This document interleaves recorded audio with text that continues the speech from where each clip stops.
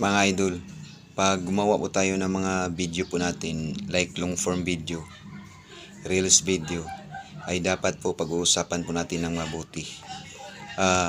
Pag gumawa po tayo ng mga video na engaging video, yun po ang tinitingnan po ni Meta, mga idol. May quality, like tutorial, entertainment, at saka yung mga funniest video, mga idol. Doon po binabasihan ni Meta para mamonetize po tayo ng maaga.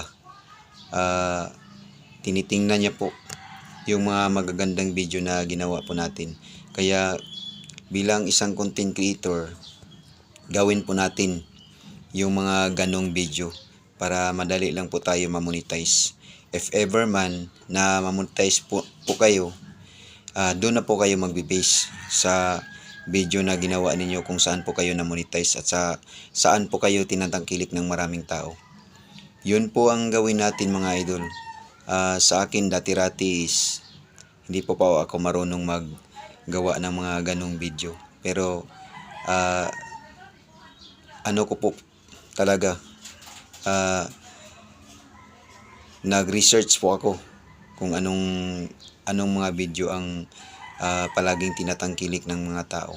Kaya ngayon po, sa awa ng aking makakaya, ang ginagawa po kasi ni Boss M, mga idol, lalong-lalo na sa mga baguhan, lagi niyang tinitingnan at pinagtutuunan ng pansin yung mga video na ginagawa niyo po.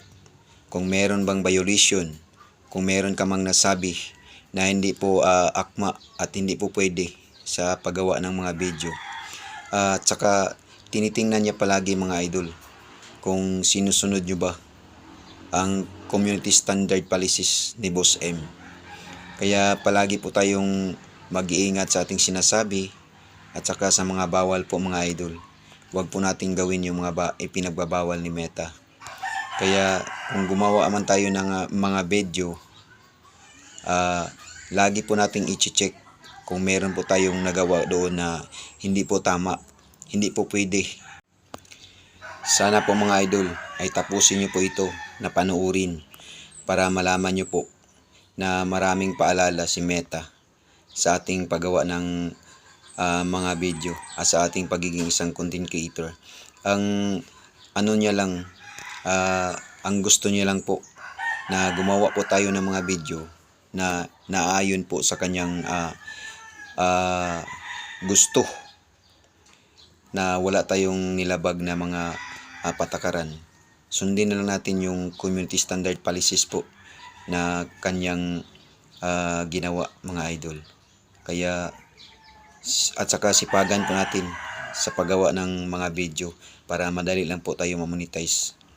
Bilang isang content creator, ang tungkulin po natin ay gumawa ng mga video, mga long form video, at saka yung kaaya-aya ng mga video ang gawin natin, mga idol.